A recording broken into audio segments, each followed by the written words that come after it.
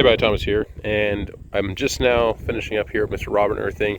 We went through and sharpened the carbide blade for the third time. So we've run this blade a few times. The last time we were cutting on this blade, let's see if I can show the teeth on this. You can see them down there in the distance by the white tag.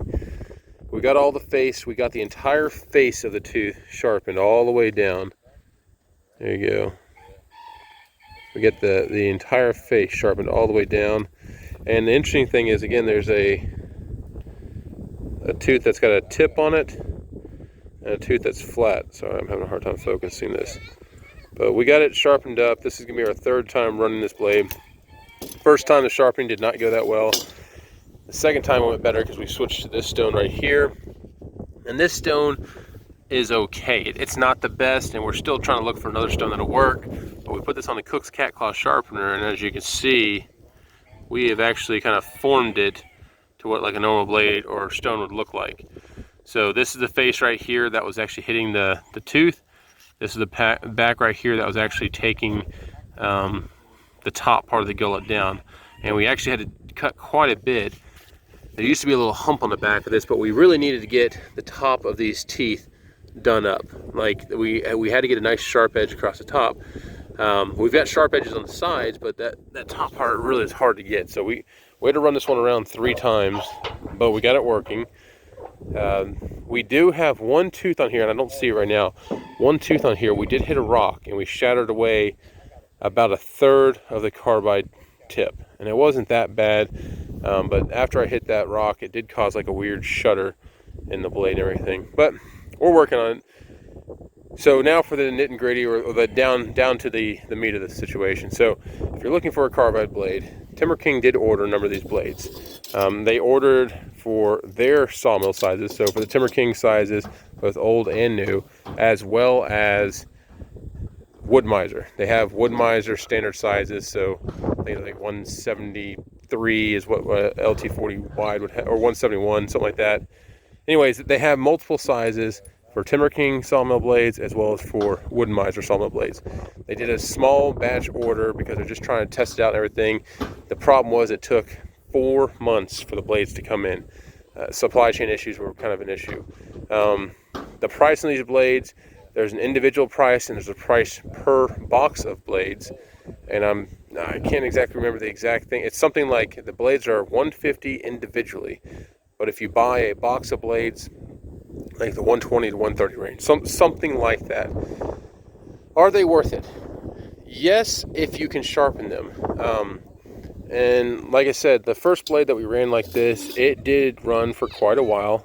We cut up around what 1,600-ish or so board foot of 4x6 posts and hardwood. We were cutting hickory, we were cutting oak, stuff like that. So, and softwood, these would probably last for a very, very long time. And since then, I've cut a couple other things. We've cut ash and stuff. In fact, ash. We cut ash. Actually, the other log of that right there, we cut in the middle. These are some logs left over from our sawmill show.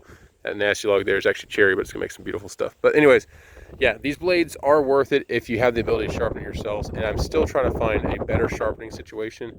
Hopefully, the wind's not too bad. This stone here will work, but this stone here is difficult to actually get it to the correct size, and to get that full gullet sweep, we had to really use a deep cam. Hey everybody, Thomas here. Today we're up in Tennessee. I've been doing a lot of moving of stuff from our Mississippi place to our Tennessee farm, and right now I've taken a little break, come over here to my dad's sawmill, and we are cutting a lot of white oak into 6x6 posts, as well as into some flooring for a good friend of ours. So it's been a long time coming. I've been wanting to show this and everything. The first things first, see that face right there? I mean, that is a ridiculously smooth face. And this face was just cut with our carbide blade. It's the carbide blade that we've been running since last, what, October or September, October maybe, whatever. You see that we've got the carbide blade back on the mill and everything. And I want to talk about a few things. So my buddy Mr. Robert and I, we had tried to sharpen this blade. I think we've sharpened it now 3 times. The first attempt at sharpening, that was kind of a fail. We tried one type of diamond sharpening stone that he had, and it just wasn't that great. The second time, I got a new diamond wheel that worked out really well and everything, but we did not get the entire face of the tooth. And by not getting the entire face of the tooth, there was I'm talking a little bit, well, like maybe a 32nd or so of the bottom of the tooth that was not being sharpened. And when I ran that blade, that part that wasn't sharpened and everything left a lot of just garbage, unfortunately, across the wood, and it just didn't sound good. This is after our 3rd sharpening. We used a diamond wheel and everything, and we sharpened all the way down the face. We had to get a cam that was a really, really deep reaching cam, so all the way across the face. But unfortunately, since we came down some low, then it came back and hit the top of the tooth, which I didn't really think would hurt too bad as long as we didn't throw off a tooth, and we didn't. So it worked out well. So we've run this blade quite a bit, and this is our first time since the first time I run the blade and everything to get cut quality like this. I'm trying to show how good that looks. I mean, since you are sharpening the top of the tooth all the way down, it also cuts those sides and everything. But this, I can run my nail across that. That is like pretty dang smooth. I'm very happy with that cut quality. Let's see if I can show here. You do see a little bit of, let's see if I can get that focus. I can't get it to focus right now. Anyways, you do see there's ever so slightly, there is a little bit of like a stair step there, but I can't even feel it. I can see it. And that's probably due to something while we're sharpening everything, just some slight imperfections there of the tooth, or just in the way that we sharpen it. But overall, very happy. I'm going to show you something else we've done in the sawmill here in a second. Very happy with these carbide teeth cut. And during the last cutting of this, I actually hit a rock and I did shatter one of these teeth. So yeah, carbide cutting through rock is very difficult. See if you can see that right there. So you've got one tooth that kind of has like a sharp point, then it's a flat, flat, flat, flat. It's hard to tell. Let's see, that one's got a sharp, I'm sorry, that one's got like kind of a point to the top of it. That one's flat, that one's got a point, that one's flat, and that one's got a point. So there is some variation of the types of teeth that are on there, but I'm just very happy that this is cutting clean again, because we have a lot of 6x6s we got to get cut up. Also, if you see here in the mill, we've got a couple new additions, one of which is this green laser. And I looked at a couple different things. It's really hard to find an area of the mill that won't get knocked off and everything. We're out of alignment. This has been working pretty well for my dad, and we only use this really for the first 2 cuts or so, and I don't even have it on right now. But that green laser's been working out well. Our buddy Brad has come up with a couple different ways to mount this. As you can see, we've got it where if you don't first succeed, try again. But we got it into the door there. It holds very well. Its accuracy within about 1/8 or so of an inch, maybe up to 1/4. But we wanted to make a bracket that would not move around, and that's done pretty well for us so far. So that's been working out well. Also, we have the solenoid right here that goes onto our water. So as soon as we turn on the clutch, that solenoid opens up and then our water starts flowing. That's been really, really, really handy. So the good thing is I cannot forget about this. Also, we have the 1-foot extension. Since we did get a job one time for 25-foot material, we added a 1-foot extension, so it gave us, I think the maximum we can cut is like 25.3, 25.4, so in that range. But that 1-foot extension is worth it, and it does not affect our turn radius or anything else like that. So it's been pretty good. So without further ado,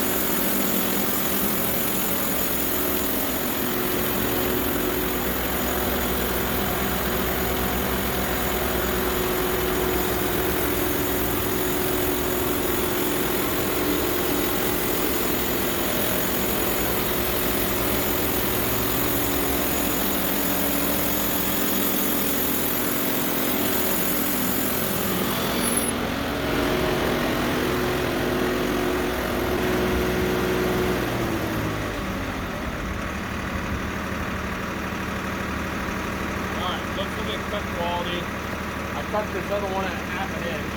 And I want to see kind of what the cut quality looks like and see if there's any deviation. I'll cut slow. Still want to do some testing on this blade and everything. But, man, liking. I mean, this feels awesome.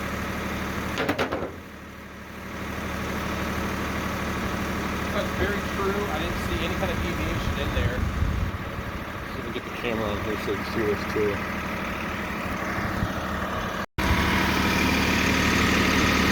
Okay, so you can see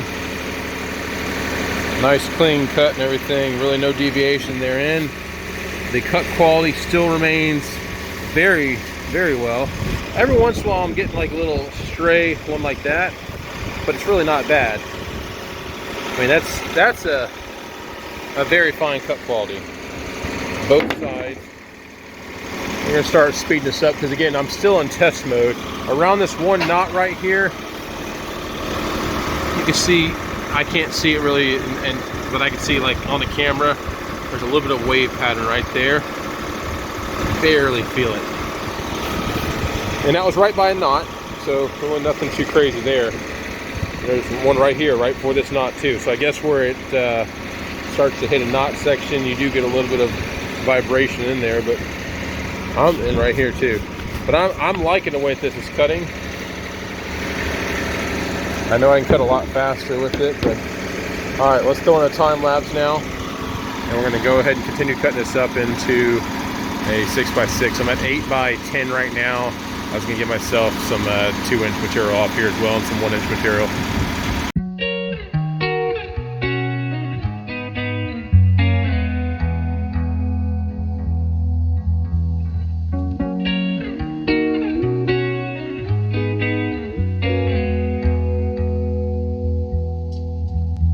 Okay, so there you have it. Very happy.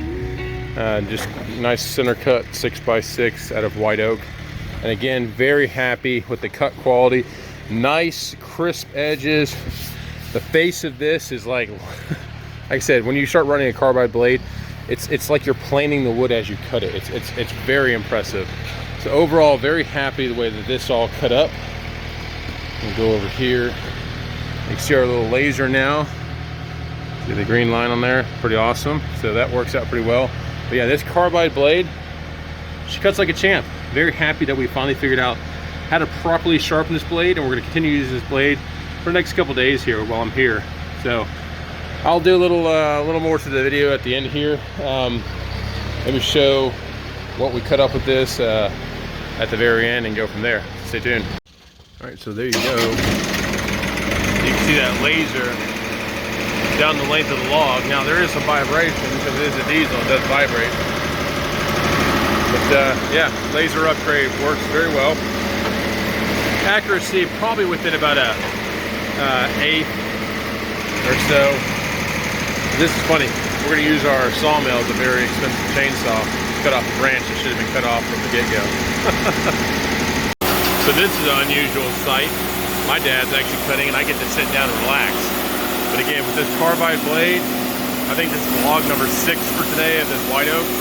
Cut through it, no problem. And the cuts remain clean. Could not be happier. Now that we know how to sharpen it, yeah, I'm just beyond pleased with the performance of this blade. It's really nice to be on the other side. But as you can see that green laser, you can see it down the length of the log. That blade just flies right through there. I will say the sawdust removal with the carbide blade is very nice. I do like how it does remove all the sawdust. It leaves a very clean face and everything. And it's large sawdust pieces too. But yeah, awesome. One thing I'll say about a carbide blade though is if you ever did hit your stops, your logs dog, your turner or something like that, it might be pretty devastating. I've seen some people hit them pretty hard and everything, but that might be pretty devastating. With carbide, I don't know how much it would slow down. I mean, those teeth will cut through it. But yeah, you can see that green laser right on the log there. And it gives you an idea. So he should come out just below that bark section right there. I am liking that laser. I wasn't sure how helpful it would be, but the first cut, I oftentimes screw up the first cut. So let's see, should be just below, and it is off by about 1/8 of an inch, but we'll see. Just below that bark, and that's just below the bark, so it works pretty well. Not too shabby. It stayed pretty true since they put it on there, so I've been very happy with that thus far. So I do believe we're done cutting for today, or at least for the moment, everything. Again, I'm also cutting a lot of flooring for a buddy of mine. These are 4 and 6 inch wide boards at 1 1/8 inch in white oak. He's going to later turn back, you know, get all this dried up and everything, run it through a planer, molder, all that type of stuff, and make this into flooring. And this is some good quality stuff. I really like the way that live oak looks and everything. Not live oak, excuse me, water oak. This is white oak. White oak. I like how it looks. Long story short, we're going to go now up to the barn. We're going to show you how we are going to ship this back down to southern Mississippi. So our buddy Brad has made a banding table for us, so we're going to go ahead and try it out. So we've got to band up some red oak and white oak. And I think the banding that we're using is not metallic. I think it's I'll have to go look. So we'll see what it is, but this should be pretty fun because this is the first time we have been able to use our banding machine, and I'm very much looking forward to that because it'll make transporting these boards much easier and safer.